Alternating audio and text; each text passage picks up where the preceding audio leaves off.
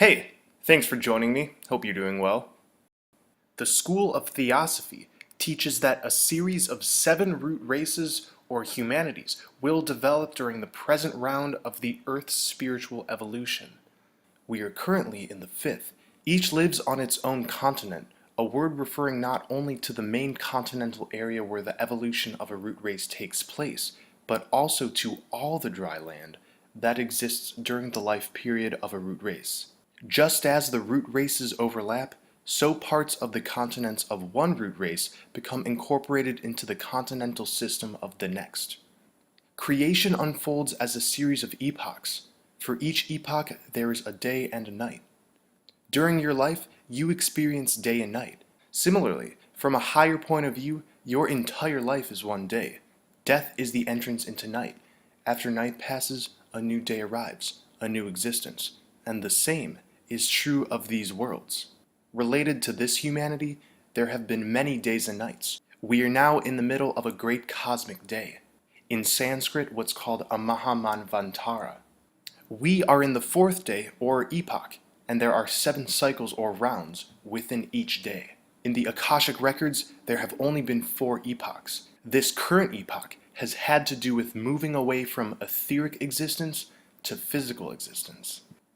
Helena Blavatsky writes, "We believe in the 7 continents, 4 of which have already lived their day. The 5th still exists, and 2 are to appear in the future." The first continent was the imperishable sacred land. Although little can be said of it, it capped over the whole North Pole like one unbroken crust. This was the home of the first race of mankind, the polar race, which had neither type nor color. These, our first ancestors, had ethereal, not physical bodies, and could not be injured or destroyed by death. We can absolutely draw a parallel to Plato's account of an original race that was deathless and non-breeding. In the Kabbalah of the Mayan Mysteries, Samael on Weor writes, "The Aztecs state that the human beings of the first root race were extraordinary dark-colored giants. This was a very civilized, androgynous, asexual, semi-physical, semi-ethereal root race. The first root race lived on the sacred island situated in the North Polar Cap. That island still exists, yet it is in a jinn state within the 4th dimension. The second continent is very elusive. It's considered home of the second root race, the Greek Hyperborean race. Theosophical accounts say it extended southward and westward from the North Pole, but most others have identified the North Pole as Hyperborea's location, including René Guénon, Miguel Serrano, William Warren, and many others. Not to mention, the name itself, Hyperborea, refers to something beyond the aurora borealis, which shoots out of the center of our plane. So despite what Theosophy says, everything points to Hyperborea as being a polar continent. It's strange because in this way, it's very much related to the imperishable sacred land. And one must ask, is the second continent simply the first continent in a later time period? It's more than likely. After all, continents, as Blavatsky writes, has to do with all of the land in general inhabited during a root race's cycle. Let's go over to what Miguel Serrano has said in Na's Book of the Resurrection. He writes, "Hyperborea still exists, beyond the yellow sun and the black sun, in the ray of green light," suggesting that Hyperborea, once a continent existing at the North Pole, now has an etheric double within the realms of the green light, the aurora borealis. But this is pretty much what Samael on Weor wrote of the first continent. We'll resolve this later. The third continent is said to have stretched from the Indian Ocean to Australia, and this is known as Lemuria or Mu. This was when the gods walked the earth and mixed freely with mortals.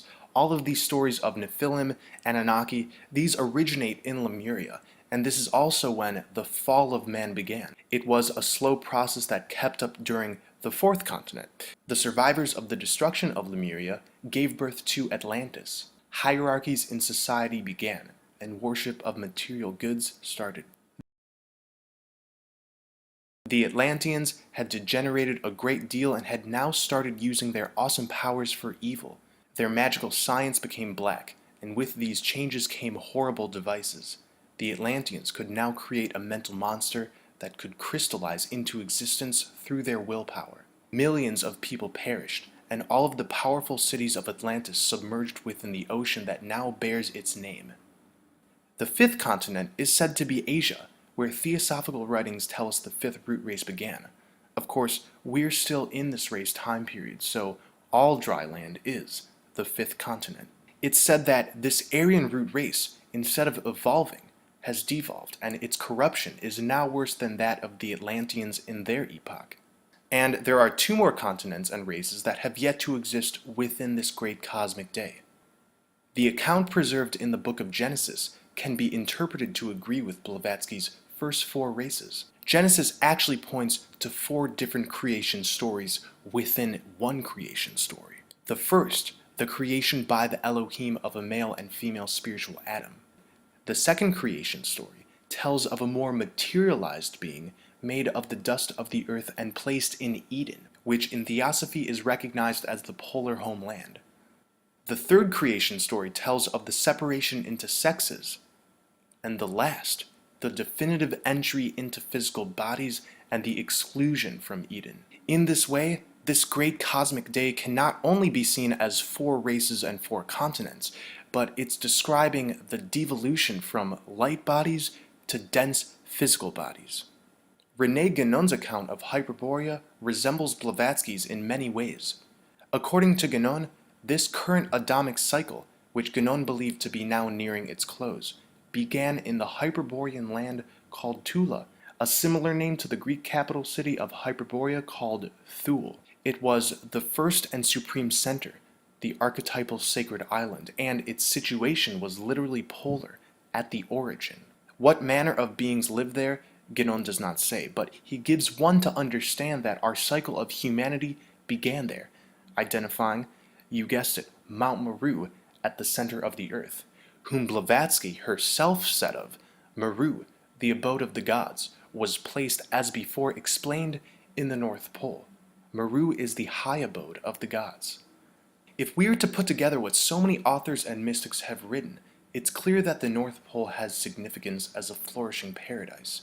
Although right now we cannot resolve the odd tension between the polar and Hyperborean race, but we can gather enough of an idea.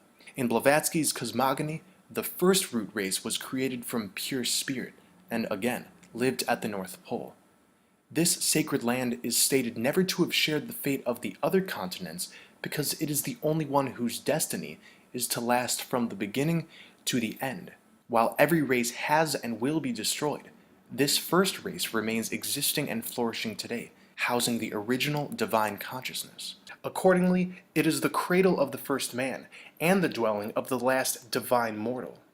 Blavatsky writes, if the teaching is understood correctly, the first continent which came into existence capped over the whole North Pole like one unbroken crust, and remains so to this day, beyond that inland sea which seemed like an unreachable mirage to the few Arctic travelers who perceived it. Terms such as the blessed land of eternal light and summer, and the land of the eternal sun, are throughout theosophy literature, and this is referring to this continent and to the central sun, which neither sets nor rises in this imperishable land. Tibetan sacred texts speak of a mystical kingdom called Shambhala, where the most sacred of the Buddhist teachings are preserved. Both the Hindu and Buddhist traditions say it contains a magnificent central palace radiating a powerful, diamond-like light. Buddhist texts say that Shambhala can only be reached by a long and difficult journey across a wilderness of deserts and mountains, and warn that only those who are called and have the necessary spiritual preparation will be able to find it. Others will only find blinding storms, empty mountains, or even death. One text says that the kingdom of Shambhala is round, but it is usually depicted as an 8-petaled lotus. I've said this before, a symbol of the heart chakra. Indeed, an old Tibetan story states that the kingdom of Shambhala is in your own heart. The guidebooks to Shambhala, whose puzzling directions are a mixture of realism and fantasy, can be read on one level as instructions for taking an inner journey from the familiar world of the surface consciousness through the wilds of the subconscious to the hidden sanctuary of the superconscious. But even so, The idea that Shambhala is also located in the material world is firmly rooted in Tibetan tradition. Shambhala, our spiritual home, is said in Theosophy to comprise two localities on Earth. One of them is situated in the highlands of Asia, somewhere to the westward of the meridian line passing through Lhasa. Long ago, this locality was a sacred island in a vast Central Asian inland sea, known as the Abyss of Learning, or Sea of Knowledge, and was accessible via subterranean passages. But there is also another holy location, alluded to in all the great exoteric religions. This spot is near what the Hindu Puranas call Mount Meru, what the Arabians call Mount Qaf, and what the Greeks call Mount Olympus. It is the North Pole. As one approaches the North Pole from the snowy Arctic, the air actually becomes warmer and warmer, the snow cover thinner and thinner, until there are only grassy tundras, flowers, and a subtropical climate. This is the atmosphere of the center landmass enveloping Mount Meru. We originally emerged from this subterranean place many incarnations ago, and this idea isn't new. Many Native American peoples believe that their ancestors originated in a joyous subterranean realm. Specifically, the Cherokee Indians speak of a subterranean world much like our own, with mountains, trees, rivers, and people. The Aztecs hold that their ancestors came from a land called Aztlan, and that after escaping its destruction, they ended up in a cavern called Chico-Maztac, or the Seven Cavern Cities of Gold, where they lived before emerging to the surface world. Much like the different continents of Theosophy, the Hopis believe that there have been a succession of 4 worlds. Some chosen people were saved from the disasters that destroyed the first 2 worlds by taking refuge underground, and some survived the destruction of the 3rd world by being sealed inside hollow reeds. The Pima Indians speak of the emergence into our world being effected through a spiral hole that was bored up to the Earth's surface. And legends of origins in subterranean lands are also found in Africa and Australia. The Aboriginals believe their ancestors came up out of the ground, traveled about the country and created new tribes, then ultimately journeyed away beyond the confines of their territory or went down into the ground again. According to the native traditions of the Caroline Islands, Papua New Guinea, and Malaysia, a subterranean race of giants went underground in ancient times. These giants, once inhabitants of the lost continent of Chamat, will one day emerge and remake the world. Tribes in Bengal and Burma hold these similar beliefs as well. The Zoroastrian Avesta refers to the mediator angel Srosha dwelling on the cosmic mountain Hare, the Persian equivalent of Mount Meru at the Bridge of Decision, leading to paradise. Similarly, the Hindu myths remind us that at the summit of Meru encircles Brahma's golden city. The Mandean Gnostics believed in an ideal version of Earth called Mishunya Kushta, an Earth of light, peopled by a divine race of superhumans, and this was situated in the far north, separated from our world by a high mountain. Mishunya Kushta was said to exist between heaven and earth, just like Mount Meru. In Mandean Gnosis, every being in the physical universe has its counterpart in the heavenly earth of Mishunya Kushta, inhabited by the descendants of a mystical Adam and Eve. When one enters Mishunya Kushta, one abandons his body and takes on the subtle body of his etheric alter ego. This is an internal process as much as it is external. Shambhala is in the heart, but it's also at the end of our compasses. What does this process look like 100%? I really can't say until we get there. But what's clear is there's definitely a stargate, a cosmic elevator at the North Pole, leading into an advanced civilization, and perhaps other realms. When we go through it, we have the ability to gain superhuman abilities dictated by the shedding of these dense physical body suits. This is the true second coming, the apocalypse, the return to Zion, the exodus, and the resurrection of the tree of life. In 2019, we are expecting to go back to the imperishable sacred land. We have gathered under blood over intent as our metaphysical ticket to get to the center. And if you feel compelled, replicate the videos you see and publish them beside ours. Once again, Thank you for watching. I love you all.